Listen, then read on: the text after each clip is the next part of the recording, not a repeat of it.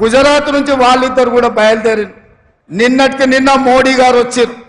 ఆయన ఈ దేశ ప్రధానమంత్రి, ఆయనను గౌరవించాల్సిన బాధ్యత మన మీద ఉన్నది.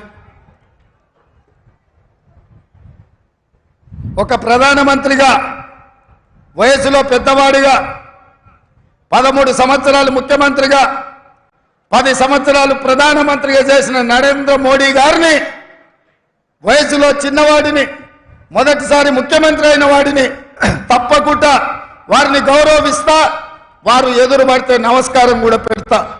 కానీ నరేంద్ర మోడీ గారు ఈ దేశ ప్రధానమంత్రిగా కాకుండా గుజరాత్ వాడిగా తెలంగాణకు వచ్చి తెలంగాణలో మనల్ని తిట్టిండు, మనల్ని శాపించిండు, మనల్ని దెబ్బతీయాలని కుట్ర చేస్తున్నాడు.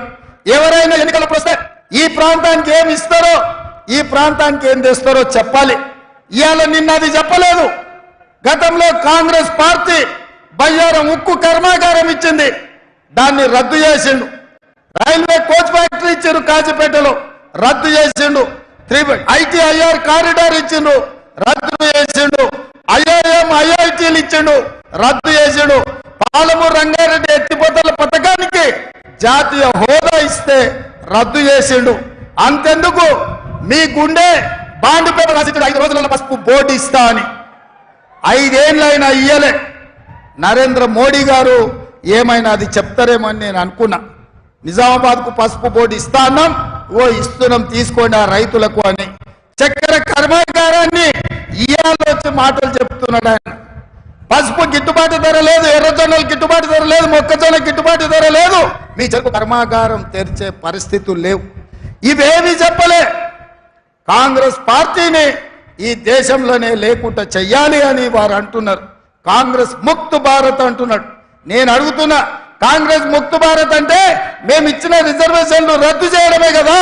కాంగ్రెస్ ముక్త్ భారత్ అంటే మేము ఇచ్చిన తెలంగాణను అవమానించడమే కదా?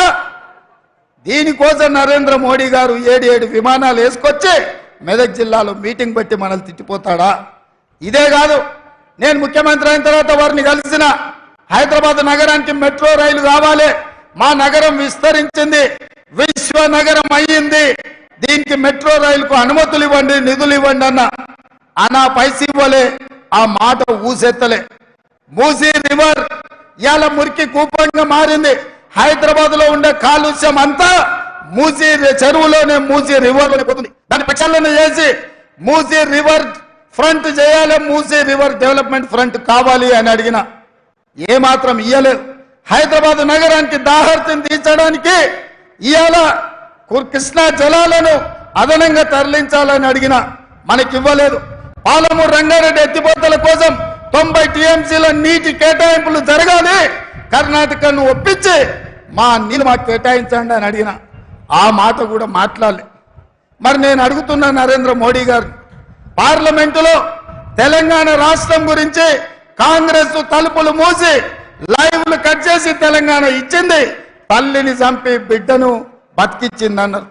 తెలంగాణను అవమానిస్తావు, తెలంగాణకు నిధులు ఇవ్వవు, తెలంగాణకు నీళ్ళ కేటాయింపులు ఇవ్వవు, ఇవేవి చేయకపోను ఇవాళ ధైర్యంగా వచ్చి తెలంగాణలో ఓట్లు అడుగుతున్నాడు నరేంద్ర మోడీ గారు.